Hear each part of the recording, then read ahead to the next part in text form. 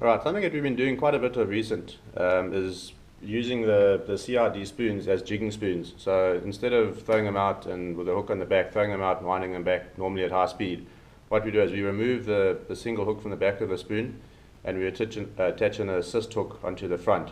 So basically we're rigging it like you would a vertical jig for the deep, but for this application we're casting them off the side, and especially up on the north part of the coast, Cozy, Sodwana, Cape Idle, we've been having some pretty good success with some nice fish, especially when you're targeting the reef fish. It's quite a successful way of getting the spoon down to them and also keeping the spoon in the strike zone for longer. A lot of the time with those fish, they're not hugely active, so if the spoon goes over their head, they're going to sit in the crack in the rock and look at it go past and not come up to it. But if you can get that spoon to stay close to them for a while, they'll come out and grab it. How we're doing it is pretty simple. What I've got here is it's a 7/0 rock point hook. They're good hooks for the application. They don't rust, so you can rig it up for a long time and you don't have to worry about it. What we've then done is we've just taken this hook and put it in a fly tying vise and attached a little bit of, we've just got some tinsel here and then a couple of tassels from it's actually a bass jig, so it's stretchy and it's quite tough.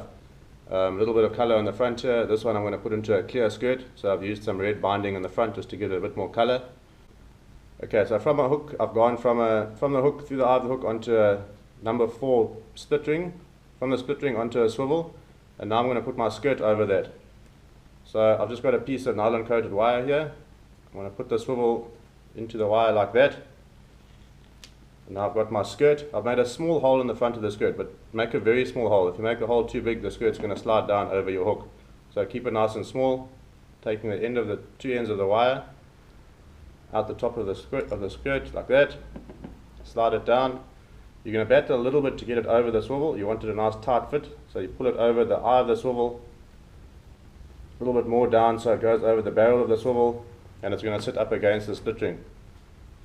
Take out your piece of wire. Now you're going to want to put a second split ring onto the top of your swivel. Easiest done with a decent pair of split ring pliers. Number 4 split ring onto the swivel, like such.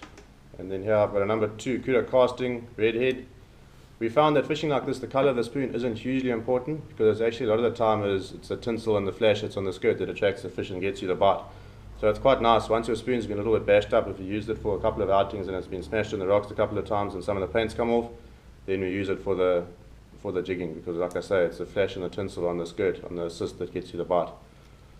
Now we just clip that guy onto the top ring on the spoon, and there he sits. It sits nice and tight on the spoon. The 2 split rings give it a nice free action, because you want that to go mad in the water when you're shaking the rod. And then you're going to come with your chase, top split ring onto the eye of the spoon, and then that leaves us totally free in the water for good action. You do run the small risk of, because it's not a direct link from your chase onto the assist, you do run the risk of straightening split rings, but as long as you're using quality components, that shouldn't be a problem. As far as the retrieve goes for these guys, throw it out generally as far as you can. Make sure you allow time for the spoon to sink right to the bottom. You'll feel it land on the bottom. It's just a dunk.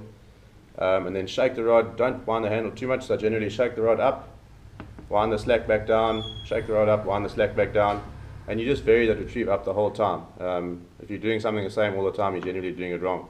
So just make a lot of diversity in that retrieve, and I think you'll probably be surprised at what you catch. It certainly opens up a whole bunch more species which aren't that readily available on the standard retrieves.